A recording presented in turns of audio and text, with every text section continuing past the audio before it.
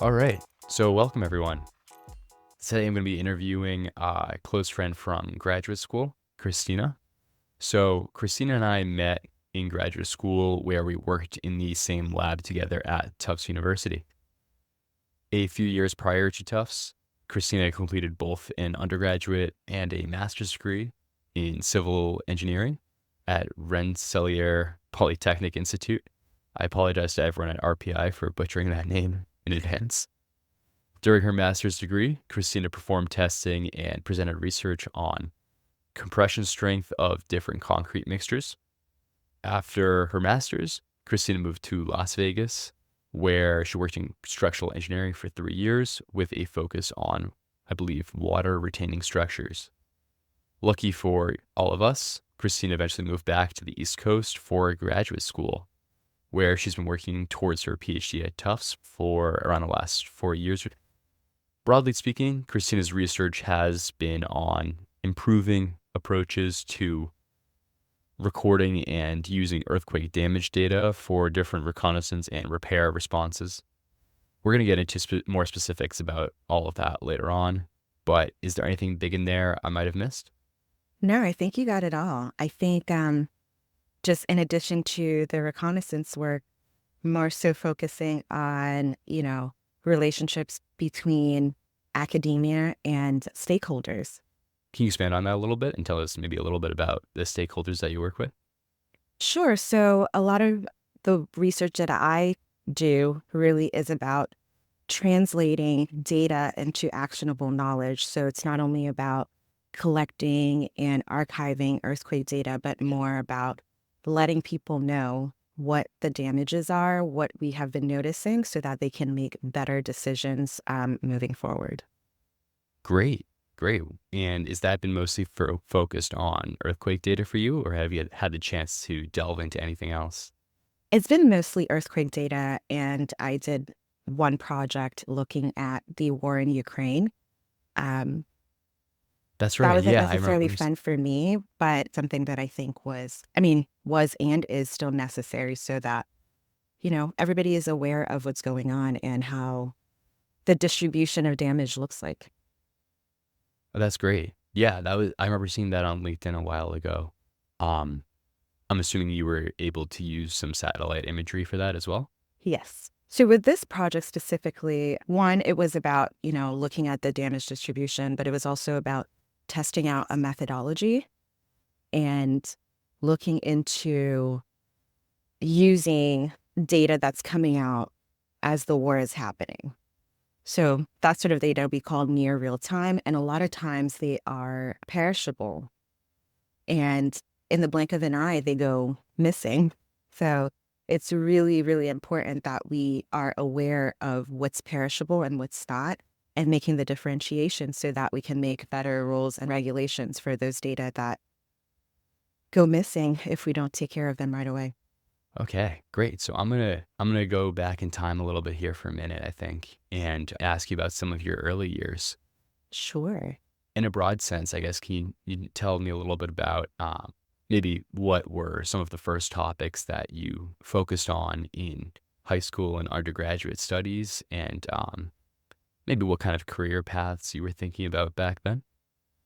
Ooh, that's loaded. I think somewhere deep down, I always knew that I was going to be an engineer, but I didn't necessarily understand what that meant.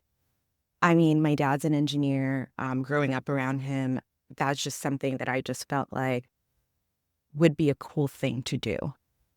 In high school, I would say that I took, just your regular um, smarty pants, nerdy classes. I mean, I took physics, I took calculus, I did all of that. But then the focus wasn't so much about the career path, it was more about the college selection, which I think for a lot of high schoolers, that is something that they focus a lot on just because, you work really hard for 4 years and eventually you want to get to a prestigious school. So that was my main focus in high school. And I figured, once that's done, I'll get to figure out my career when I am where I think I need to be. getting into RPI, I think there was a part of me that was slightly disappointed because it wasn't my first choice. But when I got there, I think it was exactly what I needed. I think right away I picked civil engineering because I always think that of all the engineering disciplines, not to bash any other engineering discipline, I think they're all great. But I think the word civil really does come into play with what I want my life to be and what kind of work I want to do. I want to be a civil servant. I want to be of service to the world. And I think this is how I can do it. Um, when I started with concrete research, I think for me, it was about the connection with the person that I was working with. My advisor at the time was amazing. I absolutely just connected with him, and I loved everything that he stood for, just in terms of how he approached research and his relationships with his students, myself included. But really, what I wanted to do was earthquake. So coming back to academia after working and all that stuff, I think this space has been for me rewarding, not so much, not only because I'm getting a degree out of it, but because of what I think it's going to mean for my life later on. I think I want to be not necessarily in like the humanitarian space, but definitely in the space where I am bridging the gap that I think exists between research and those of us who are making decisions based on interactions between humans and what impacts humans. I love that. That was really eloquently said. So yeah, thank you for sharing all of that. I don't even have a jumping off point after that. That was so such a good introduction, dude. Well, thank And you. background information for everyone. During your time in undergraduate, what were some of the classes that helped best prepare you for the research that you were doing in the master's degree? Oh, I will say, as a structural engineer, there are a handful of classes that I think are very necessary, and not only in concept, but in also application. I think before I answer your question, I just want to say that I think a lot of times people don't understand how to do school or how to do education. And by that, I mean, some people just go through the motions of college, right? It's like, whatever, pick whatever major. And then they go, let's run down the list of courses that I need to fulfill my, I don't know, 128 credit requirement. And then they'll go through and they'll say, check, check, check, check, check. But it's never really about understanding the application of what they're learning, which I guess, in a way, that's what your first job is for. But realistically, when you get to that first job, your learning curve is not as steep as you'd want it to be, because there's an expectation that you have a degree, they're going to teach you maybe how the company works, but not what the job is, if that makes sense. So for me in undergrad, it was important for me to not only understand how concrete works, what concrete is, but also what could go wrong, which is why I went into research in the first place. And I think, if anyone is, listening to us talk about this, I think it's very important as you're going down your academic career or your learning that you get involved in some type of research if you're not going to get an internship. You know what I mean? Just because I think that it's very important to know what you're getting yourself into before you actually go into the workforce. So to answer your question, courses that I thought were fundamental for my research obviously had to do with mechanics of material. So understanding the shear strength, moment, just how concrete behaves, or just how materials behave in construction. And then steel is very interesting. I think in terms of building material, you'll hear a lot of people say, steel probably is the better material. But I think concrete research is a lot more fun, which is why I Yeah. ventured into concrete. And so, of course, your design concrete courses, those were also very fundamental to my research. Fantastic. Can you maybe talk for a minute about any external influences that kind of ended up steering you towards being a scientist or civil engineering or even just the hard sciences in general? Yeah, of course. So in my family, there are two girls. So my older sister and me. And she and I are, I think, night and day in terms of how our brains work. And I think for parents with daughters, it's an interesting thing. I mean, I don't know how I would compare that with parents with sons, but I think there is almost across the board this idea that, your daughters are, I don't know, fragile, a little bit more delicate. And for me, I think I've always been on the side of, I'm not delicate. I can do this. So growing up and seeing my dad as an engineer, I thought that that was something that was really hard to do. And it is, don't get me wrong, being an engineer is not for the faint of heart, and it's really not easy either. Um, but I always thought because my dad is a man and he's an engineer, then this is hard. And because I'm not delicate, I need to also do something that's hard.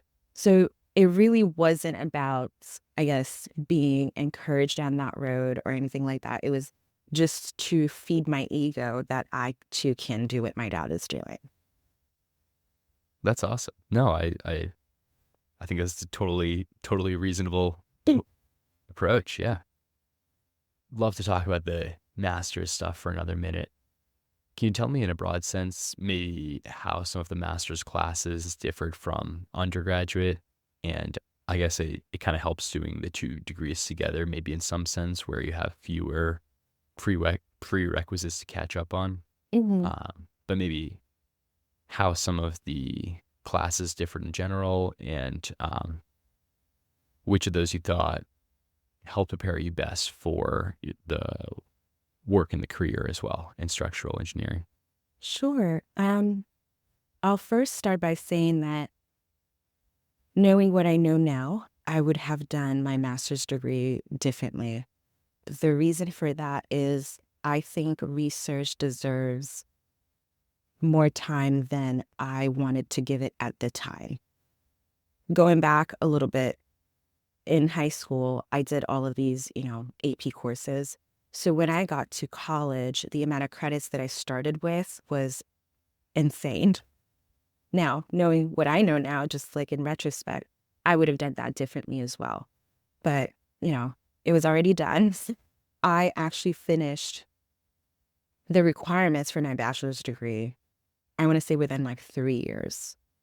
I think the only course that was left was my capstone for me to actually be graduated. But because I came in with a group of people, I just kind of thought, I just want to finish out with those people. So that course is only offered in the spring. So when I started my actual master's degree courses, I still had one course left to fulfill my actual bachelor's degree. So to answer your question about the difference or the rigor of those courses, I think you get to a point when you're taking advanced courses for an advanced degree where it hits you that the reason behind taking those courses are very different. I think for a bachelor's degree, like I mentioned earlier, some people just go through the motion and checking off, like the boxes, like, oh, I took materials of, mechanics of materials. I took physics. I took this. I took that. Give me my degree. But when you get to choosing your courses, right? When you're like, I'm interested in wind or I'm interested in dynamics, then you put a little bit more effort into those courses that you are self-selecting. And I Yeah. think that has been sort of my relationship with grad school in general. Like even at Tufts, the requirements aren't so strict that you have to do this, you have to do this, you have to do that. They're just, courses that are suggested and in an amount of credits that you have to fulfill. But ultimately, you get to choose your courses. And because you get to choose your courses, um, there's a little bit more to lose if you don't perform well or if you don't end up doing the work necessary. Yeah. Yeah, that makes sense. And it's interesting you said that about maybe not having quite the right focus on picking and doing well in all the courses in undergrad and early masters. That seemed to be a common theme amongst the other interviews I've had, and myself as well, where undergraduate, there were some courses where I definitely cashed it as little work as I could do to get a B or something, get a B plus if Mhm. I did decently on a couple of tests. Great. So then what about the jump from the master's to PhD? How, I guess, did you find that there was a harder transition between classes for those or a harder transition between the different levels of research needed? Mm, that's a good question. I think for me, because I had that gap, coming back was more of an adjustment than I would have wanted it to be. And it wasn't the courses, it wasn't the research per se. I mean, all that included, but it was about the mindset. I think once you start working, and perhaps you've experienced it as well, there is this idea that once you clock out, you clock out. It's just, tomorrow's problems are tomorrow's problems. The laptop is shut, the work is done for today, tomorrow will start brand new. Coming back to school, I TA'd, I took courses, and I was doing research all in that first semester. So that adjustment for me, it You was were like, TAing as well your first I semester? I feel was. like that's the last straw that would break my back. I was a TA, I took courses, and I was beginning my research. That's incredible. So for me, it was like, I can't clock out ever. I can't just say, oh, you know what? I'll do my statistics homework tomorrow when it's due tonight at, midnight. Like, it doesn't Yeah. work that way. You know what I mean? Just because I had office hours up until, I don't know, like 10:30. And Mm. if you recall, I started during the lockdown. So there was no balance between night and day. My students would be emailing me at 10 p.m. and I'm like, do you want to hop on Zoom? Because, I mean, it was so easy. Like, I had no That's so boundaries. much kinder than when I TA'd. I said, "Do you want to hop on Zoom tomorrow?" That's what I should have done. But I had no boundaries. And it took me a while to actually create those boundaries. Once I had them, they were set and I was, cruising. But coming back to academia, having worked 3 years in industry, the differences were just kind of like, they were just there. They were stark. Where I can't sleep in the office, right? So like once, it's 6:30, 7, 5 even, and I shut down my computer, I'm driving home. Mhm. But Yeah. with research, you're taking a shower and an idea pops up. You like hop out and you're like, I need to write this down. Huh. Yeah. No, that's a good way to put it. That's a good way to put it. Oh my gosh. Yeah, I guess I hadn't thought about the mindset being the biggest change rather than the individual challenges, but I guess that makes sense. Yeah, I'd love to talk for a couple minutes about your PhD process here. Mhm. From the outside looking in, it seems like you've taken some really cool classes and been involved in some really solid research. I was wondering if you could talk to me for a minute, maybe about your favorite classes that you've taken there. And then after that, we can talk about some of the research as well. Sure. I've taken quite a few courses in GIS because that's like, how I communicate my results most of the time. I've taken quite a few courses in remote sensing because that is one of the primary methodologies that I use in my research to collect data since I'm not on site after a disaster occurs. And I've taken statistics. What else? Lots of statistics. Um, and of course, earthquake engineering. I've taken quite a few, geotechnical courses as they relate to earthquake and site response and all that cool stuff. But I will say one of my favorite courses has been urban analytics. Really? Yes, I had planned to maybe use some of those concepts a little bit more in my research in terms of application, but I think in other ways I'm using what I learned just to inform how I connect the dots. My urban analytics course was more geared toward big data. For those of you who don't know, big data is essentially the collection or having large data sets. I don't necessarily work with that because for me, the information is as it comes. When a disaster occurs, it's not millions and millions of buildings, whereas that's what big data analytics is. But what I enjoyed most about it is the human factor in the course, just sort of understanding the patterns and the behaviors of what we're working with as they relate to people. And science and engineering, they always have to come back to the people that are using them, the people that are being impacted by those decisions. And I just thought it was a really cool course, just to kind of bring light to what that was. Yeah, Yeah. that's awesome. The urban analytics course sounds really cool. Could you tell me a little more about it? It was a really, really cool course. I felt a little out of my scope because I think people in the course were more of the people that should have been taking the course. But for me, it was understanding human behavior when these disasters occur or whatever it is that you're trying to make decisions for. Some of the cooler projects, not that my project wasn't cool, but some of the things that were very eye-opening for me were that some of the students in the course did decision making for bike lanes, more bus stops throughout the city. There's just so much that goes into making those decisions that I don't think a lot of people appreciate, especially if you're not in that world, right? You just wake up and you're like, I need a bus stop here. The government is not doing this. The city doesn't care because why am I walking so much when there could be a bus stop here?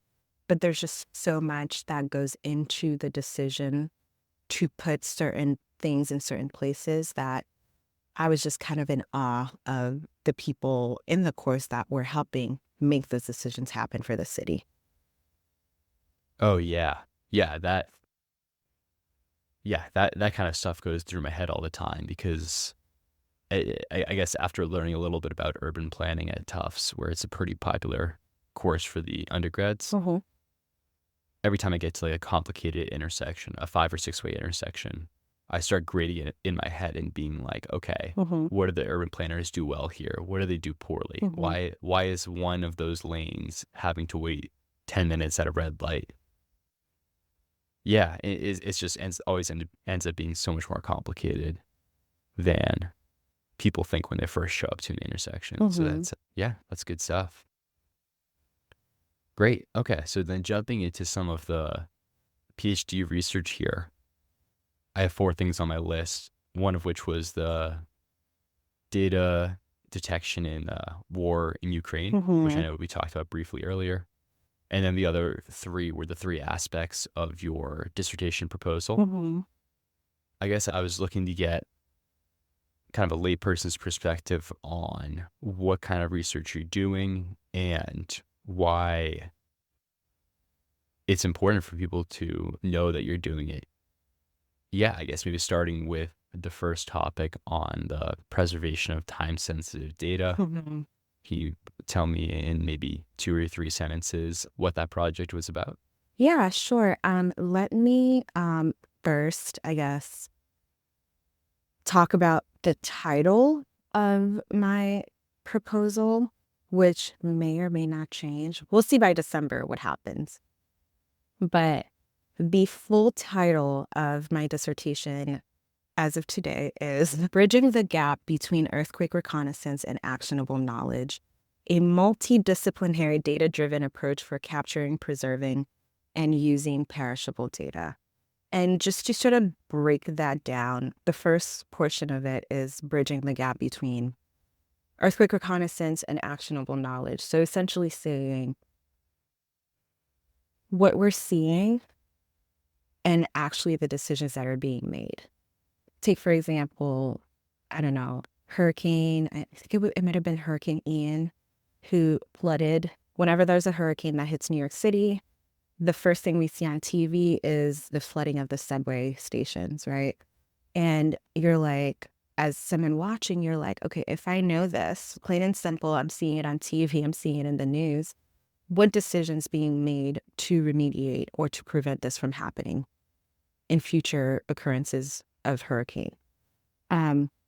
So that's addressing that first portion of the title. And the second part, the multidisciplinary data-driven approach bit, is about the methods that I use. It's not linear. I don't know that anybody's graduate research is linear, but you do learn a lot of different tools along the way. And that second half just really is a node to all of the tools that I have used: remote sensing, GIS, statistical analyses, coding, machine learning, name it. So that's kind of what that is for the second half.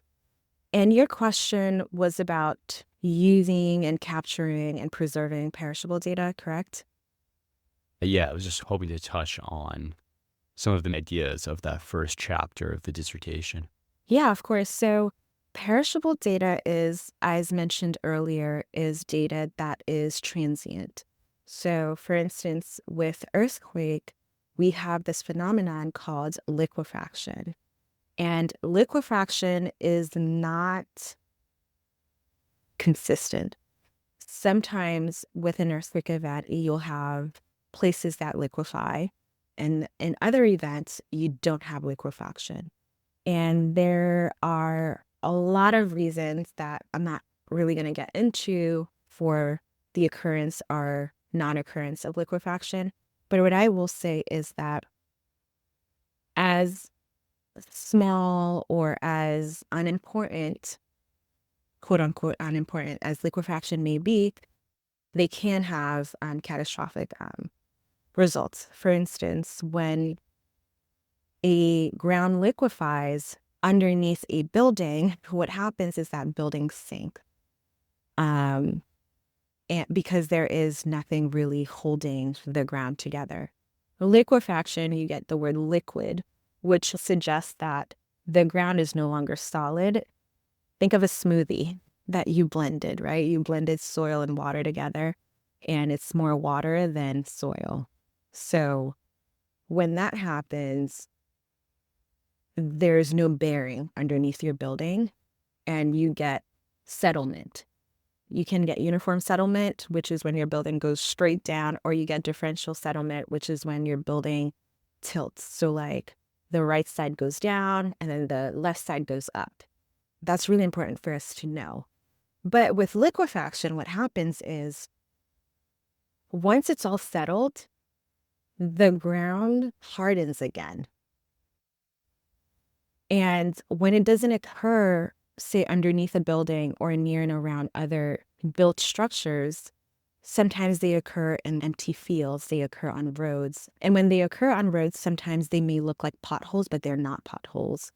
And what ends up happening is during the cleanup efforts, they're the first things to go because it's soil from the underneath that just sort of comes up, right, through like what we call a sand volcano. So you'll get this circular shape and then there's just soil coming out.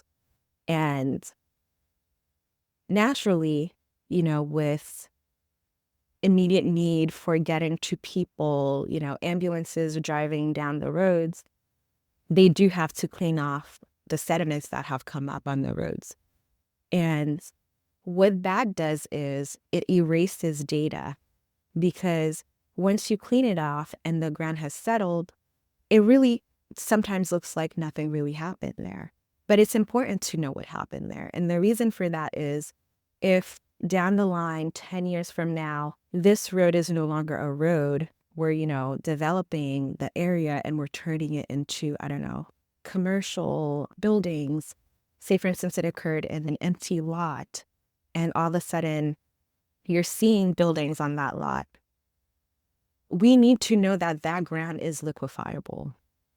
But we don't know that if it's cleaned up so easily or so quickly after the event. So my job with that first project was to collect areas where it occurred that were built or areas that were not built, and making the differentiation between, hey, we have buildings here, we don't have buildings there. This is how big it was. This was the impact of it. This is how it looked. This is what the color was.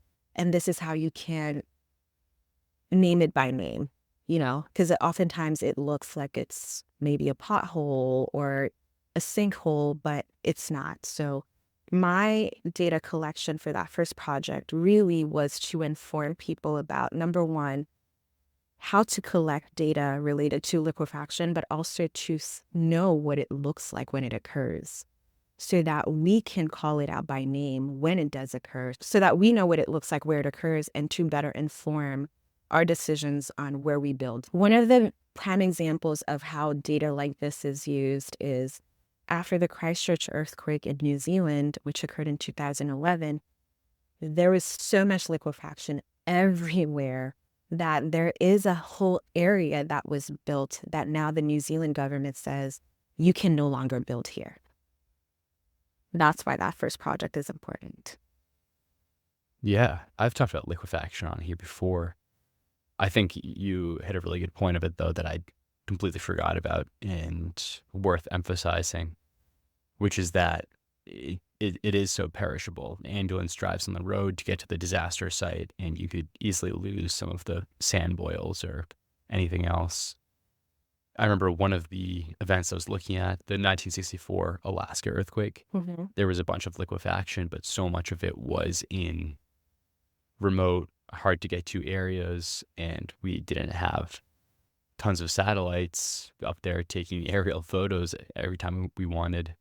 So yeah, I'm sure there was a lot of liquefaction. As much as liquefaction as we got recorded, I'm sure there was a lot of others that completely we lost evidence for. Yeah. I mean, I want to also add that data collection is not perfect, right? And the primary reason why it's not perfect is because humans are doing it. And as long as, you have people collecting data, it is bound to have human error. And that's where, using this multidisciplinary approach, not to toot my own horn, is very important. Because using satellite imagery, as you mentioned, gives us access to areas that we would not have access to. Going back to the war in Ukraine and my work for that, it was all remote because I obviously was not in Ukraine collecting data. Yes, after you sent me over your dissertation proposal, I was able to read through the first few, like the introduction, abstract, background, and brief results for each of your 3 chapters at the beginning. Any big results or methodology from the first project you want to highlight and make sure people take away from this? Yes, of course. I think, as you know, Alex, that first project was a labor of love. More labor, less love, but labor of love nonetheless. And one of the things that I do want to highlight is that oftentimes with this new wave of AI technologies, I guess there are some skeptics still out there that are like, oh my gosh, AI is going to take over, I'm going to become obsolete as a person, like my job and all that stuff. I will say that first project, everything that was done, collection, digitizing, archiving, those were done manually. And the human error in that project, Gosh, oh my goodness, I'll take some of the blame for that then. it's not all your fault, but there were so many cooks in the kitchen, so to speak. And ultimately, I was the QA QC person, right? So I had to come back to what everybody else had done, myself included, and say, how do I make this so that it reads as like one person did this? And that was very, very difficult. And so I think in trying to standardize the process or even standardize the result, it got to be a personal judgment. Often, even when I talk about this project and presentation, the question that I always get is, how did you know? Since you normalized everything, how did you know? And I'm always like, it's my own judgment. Honestly, it's based on a lot of literature that I've read. What does liquefaction look like? This is what it looks like. Therefore, in my database, it is going to look maybe a little bit more uniform than other people's databases because I spent, I would say like 2-3 years, embarrassingly a long time, trying to make a uniform database. So that second project, that's where I'm like, let's use the AI technologies to make this even better. I feed the machine what I know, what I have determined liquefaction to look like, and for it to go in and say, these are the ones you missed because you're human, and I am trained to understand what you want. Let me go out and find them for you. Okay, that's great. That was actually one of the questions I had, was trying to get some clarification on the differences between the first and second project. So I'll give a quick, like, 2-sentence background, and feel free to correct this after I'm Yes, of done. course. If I remember right, the first project was the one that myself and other members of the research group, including some undergraduates, pitched in on, which was, we got a bunch of imagery data for a bunch of different earthquakes and manually went through those pictures using JS software and kind of drew polygons and points outlining locations of liquefaction damage on those images. More or less, yes. Yeah. Yeah, of course. I'm sure that process took a couple of weeks. I'm sure the rest of the project took a couple of years. Yes. I guess I just want to try and clarify, the first project was kind of putting together that data set, and then the second project was using a semi-supervised machine learning method to try completing the liquefaction inventory Correct. of Christchurch event. Is that right? That is correct. So the Christchurch event that I mentioned earlier, it is the poster child really for liquefaction and liquefaction manifestation as a result of like an earthquake event. So that one, we know there's a ton of liquefaction. There's a ton of liquefied areas. But in putting together project one and doing it manually, there were some judgment calls that I had to make where it was like every single imagery tile that we had liquefaction. And we had over 3,000 imagery tiles. If you're doing this as a human being, and if I hadn't stopped, I'd still be digitizing liquefaction for Christchurch. Wow. So the first project really turned more into providing a method for collecting data and providing a method for archiving data and providing a method for understanding perishable data as it relates to what we were trying to do. So the scope kind of had to change because we just could not digitize every single sand boil that was on a tile. Yeah. And And for the listeners, the Christchurch was the event where, even if you don't know what liquefaction is, I'm guessing most people have seen pictures of it at this point. That was the event where like half of a town sunk under the sand due to liquefaction, including a bunch of cars. That were the most shocking thing for me to see, where like a car got turned sideways and, the front half got sunk into the ground and the back half is just pointing straight up in the air, kind of like the Titanic.